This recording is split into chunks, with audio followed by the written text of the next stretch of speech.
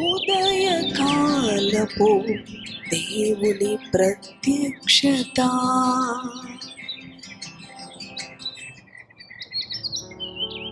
Praise the lord. దేవునికి స్తోత్రం. ప్రభునందు ప్రియ దేవుని బిడ్డలారా, ప్రభు యొక్క అత్యంత కృపను బట్టి మరి యొక్క ఉదయకాల ప్రత్యక్షపు వాక్కులోనికి వచ్చి ఉన్నాం. మన పరిశుద్ధ గ్రంథములను తెరిచి అపోస్తల కార్యములు 14వ అధ్యాయము 7వ వచనం నుంచి చదువుకుందాం. లుస్త్రాలో బలహీన పాదములు గల ఒకడుండెను.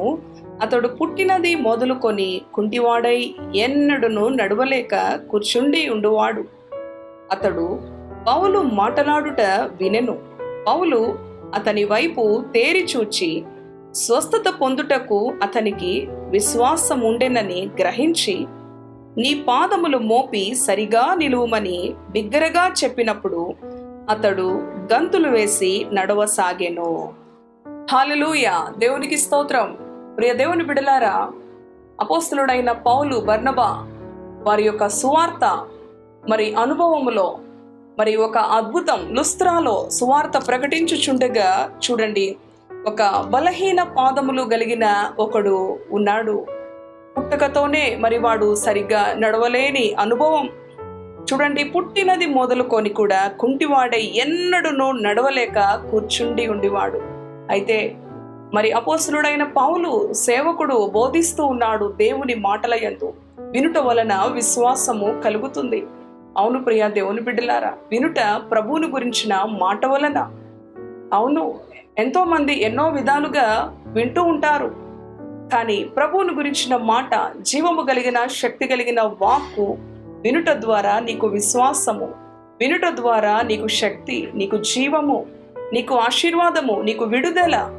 ప్రతి ఉదయకాలము ఈ ప్రత్యక్షపు వాక్కు ద్వారా ప్రభు మనతో మాట్లాడుతూ ఉండగా, ఆయన మాటలు వింటున్న మన యొక్క హృదయ అంతరంగములో కూడా, మన ఆధ్యాత్మిక జీవితములో కూడా గొప్ప విశ్వాసము రావాలని. అవును, పుట్టినది మొదలుకొని కూడా మరి వాడు నడవలేక కూర్చుండే అనుభవం, ఉంటివాడుగా బలహీన పాదములు కలిగిన వాడుగా మరి ఆ యొక్క మనుషుడు ఉండినప్పుడు మరి సేవకుడు దేవుని యొక్క వాక్యమును బోధిస్తూ ఉండగా అతనిలో విశ్వాసము కలిగినట్లుగా ఆ దైవజనుడు గమనించాడు. అవును ప్రియ దేవుని బిడలారా, క్రింది వచనములో చూస్తే అతడు పౌలు మాటలను వినెను. పౌలు అతని వైపు తేరి చూచి స్వస్థత పొందుటకు అతనికి విశ్వాసం ఉండెనని చూడండి గ్రహించాడు. పౌలు తేరి చూశాడు. అవును, తన స్వస్థత పొందడానికి తనలో విశ్వాసం ఉన్నదా? తనలో నిరాశ ఉన్నదా? అపనమ్మకం ఉన్నదా? అవిశ్వాసం ఉన్నదా? ఏదో దైవజనుడు చెప్తూ ఉన్నాడు, విందాము అన్నట్లుగా మరి ఆ అనుభవం లేదు. కానీ తేరి చూచిన ఆ అనుభవంలో అతనిలో విశ్వాసాన్ని గుర్తెరిగాడు. విశ్వాసము ఉన్నది అని గ్రహించాడు అపోస్తలుడైన పౌలు. అవును ప్రియ దేవుని బిడ్డలారా, నీ విశ్వాసమే నిన్ను స్వస్థపరిచెనని ఆ 12 సంవత్సరములు రక్తస్రావము కలిగిన స్త్రీతో ప్రభు ఏ విధంగా చెప్పి ఉన్నాడో. అవును, మనము విశ్వాసము లేకుండా ఆయనకు ఇష్టలుగా ఉండుట అసాధ్యము. విశ్వాసము లేకుండా స్వస్థత పొందుకొనుట అసాధ్యము. అవును ప్రియ దేవుని బిడ్డలారా, ఆ దినాలలో యేసు ప్రభు జీవిస్తున్న ఆ దినాలలో ఎంతో మంది రోగులు ఆయన దగ్గరకు వచ్చి, ప్రభువా మమ్ములను స్వస్థపరచు, నేను విశ్వాసం ఉంచుతున్నాను, నీవు నన్ను స్వస్థపరచగలిగిన దేవుడు అని. ఎంతో మంది విశ్వాసం ఉంచుతూనే మరలా వారి యొక్క సొంత ఆలోచనలు, సొంత ప్రయోగాలు. అవును ప్రియ దేవుని బిడలారా, లోకం వైపు దేవుని వైపు, మనుషుల వైపు దేవుని వైపు ఎన్నో విధాలుగా చంచలమైన అస్థిరమైన విశ్వాసములో ఉండుట ద్వారా, అవును, ఒక శ్రమ వచ్చినప్పుడు వారు అసహమును వ్యక్తము చేయటం ద్వారా, అవును ప్రియ దేవుని బిడలారా, మన విశ్వాసములో మనము దృఢముగా ఉండాలి, మనము స్థిరముగా ఉండాలి. అవును, ఆ బలహీన పాదములు కలిగిన ఆ యొక్క వ్యక్తి తేరి చూచాడు అపోస్తలుడైన పౌలు. అతనిలో విశ్వాసము ఉన్నది అని గ్రహించి తద్వారా చదువుకుందాం. చూడండి 10వ వచనం. నీ పాదములు మోపి సరిగా నిలువమని బిగ్గరగా చెప్పినప్పుడు అతడు గంతులు వేసి నడవసాగెను. హల్లెలూయా, హల్లెలూయా. అవును ప్రియ దేవుని బిడ్డలారా, ప్రభు మాటలు వింటున్నప్పుడు మనలో విశ్వాసము కలగాలి. మన బాధలు, అవును, మన యొక్క గాయములు, అవును, మన యొక్క మరి కృంగిపోయిన ఆ యొక్క అనుభవాలు మరలా జ్ఞాపకంలోనికి రాకూడదు. ఆయన అంటున్నాడు, గతమును తలంచి చడియకు, అన్ని కూడా మర్చిపో. నీ ప్రభు అన్ని నిన్ను నూతన పరుస్తాడు. ఆయన నిన్ను నూతన పరిచే దేవుడు. జరిగిపోయినవి తలంచుకొని, అవును, జరగబోయే వాటిని మరి మర్చిపోయి, నీవు ఉన్న స్థానంలోనే ఒకవేళ నిలిచి వెనక్కి ముందుకి మరి వెళ్ళే అనుభవంలో లేకుండా ప్రియ సహోదరి సహోదరుడా నిలిచిపోయి ఉన్నావా? ఈ మాటలు నీ కొరకే. నీవు విశ్వాసం ఉంచితే చాలు, ఆయన గొప్ప దేవుడు, నీ పట్ల గొప్ప కార్యాలు చేయాలని, నిన్ను విడిపించాలని, నిన్ను స్వస్థపరచాలని. చూడండి, అపోస్తలుడైన పౌలు ఆ లుస్త్రాలో సువార్త ప్రకటిస్తూ ఉండగా ఆ యొక్క బలహీన పాదములు కలిగిన ఆ వ్యక్తి అనుభవంలో విశ్వాసాన్ని తేరి చూచాడు. అతను స్వస్థత పొందాలని దేవుని వాక్యం వైపు విశ్వాసముతో ఉన్నాడు. కానీ ఈ దినాలలో మనుషుల మీద విశ్వాసం ఉంచుతూ ఉన్నారు. దేవుని వాక్యాన్ని, సత్యవాక్యాన్ని ప్రక్కన పెట్టి, ఆ మనిషి ఏదో నన్ను మరి అతను నాపై చేయబెట్టి నన్ను మరి ముడతాడేమో, బాగు చేస్తాడేమో, కాదు. దేవుని వాక్యమునందు విశ్వాసము, దేవుని వాక్యము యందు నమ్మిక. అవును ప్రియ దేవుని బిడ్డ, దేవుని మాట యందు విశ్వాసము ఉంచాడు కనుకనే అతని యొక్క విశ్వాసము, అవును, అతనిని బాగు చేసే విధంగా, అతను లేచి గంతులు వేసి నడవసాగే విధంగా అతని జీవితంలో కార్యం చేసింది. అవును ప్రియ సహోదరి సహోదరుడా, ఈ ఉదయకాలము నీవు కూడా అటువంటి విశ్వాసం, మనుషుల పైన కాదు, వ్యక్తుల పైన కాదు, వస్తువుల పైన కాదు, స్థలాల పైన కాదు. ఎంతో మంది ఈ స్థలం కాకపోతే ఆ స్థలం, ఈ ప్రదేశం కాకపోతే ఆ ప్రదేశం, ఈ వ్యక్తి కాకపోతే ఆ వ్యక్తి. నువ్వు ఎటు వెళ్ళినా నీకు విడుదల రాదు, స్వస్థత రాదు. కానీ నీవున్న ఆ యొక్క అనుభవంలో, నీవు ఏ స్థలంలో ఉన్నావో ఆ స్థలంలో ఉండి దేవుని మాటలు వింటున్న సహోదరి సహోదరుడా, నీ అంతరంగంలో విశ్వాసం ఉంచు చాలు.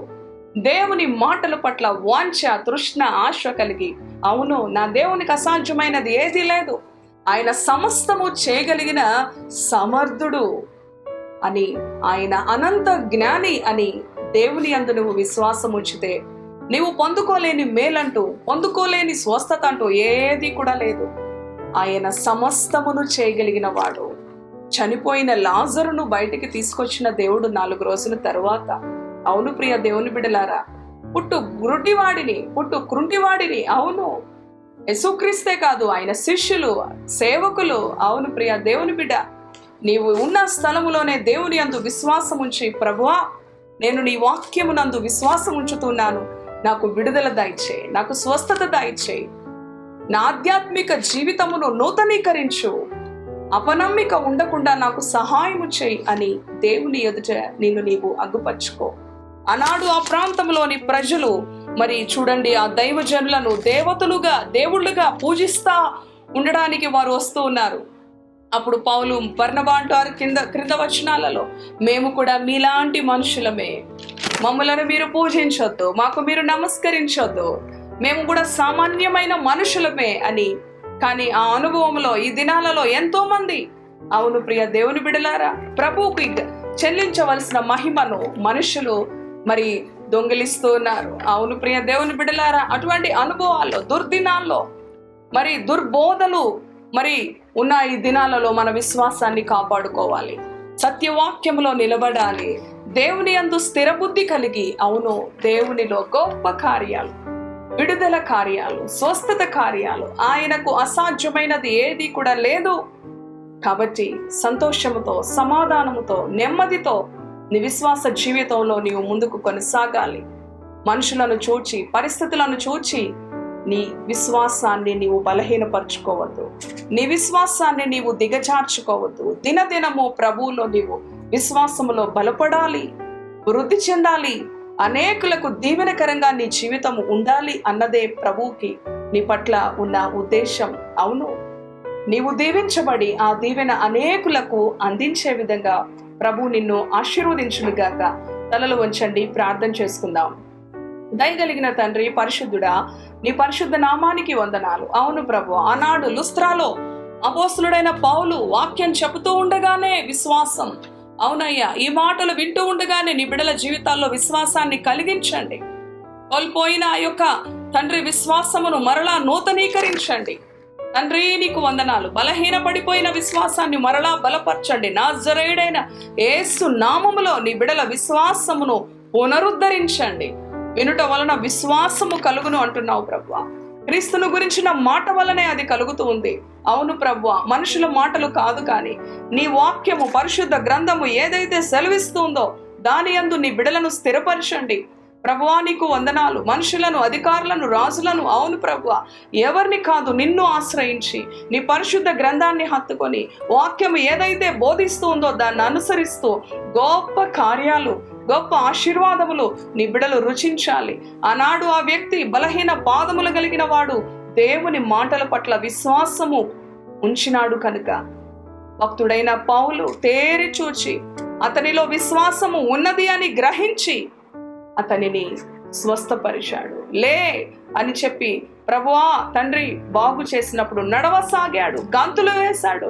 అవును ప్రభువా, ఈ మాటలు విన్న నీ బిడల హృదయాంతరంగాల్లో మరలా విశ్వాసాన్ని బలపరచండి, పునరుద్ధరించండి, ధైర్యపరచండి.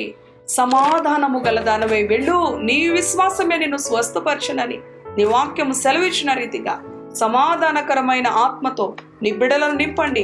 ఏ విషయంలో కూడా నీ బిడలు భయము, ఆందోళన, కలవరము లేకుండా విశ్వాసముతో, నమ్మికతో ముందుకు కొనసాగే బిడ్డలుగా, అవును ప్రభువా, లోకం వైపు తిరిగి చూడకుండా నీలోనే క్రీస్తు వైపే తిరిగి, అవును ప్రభువా, నిన్ను చూస్తూ ప్రభువా ముందుకే కొనసాగాలి. నీ బిడలు వెనక్కి తిరిగి చూడకూడదు, లోకం వైపు చూడకూడదు, బలహీనులు కాకూడదు, లోకస్తులు మాటలు, పరిస్థితులు చూచి కలవరపడకూడదయ్యా.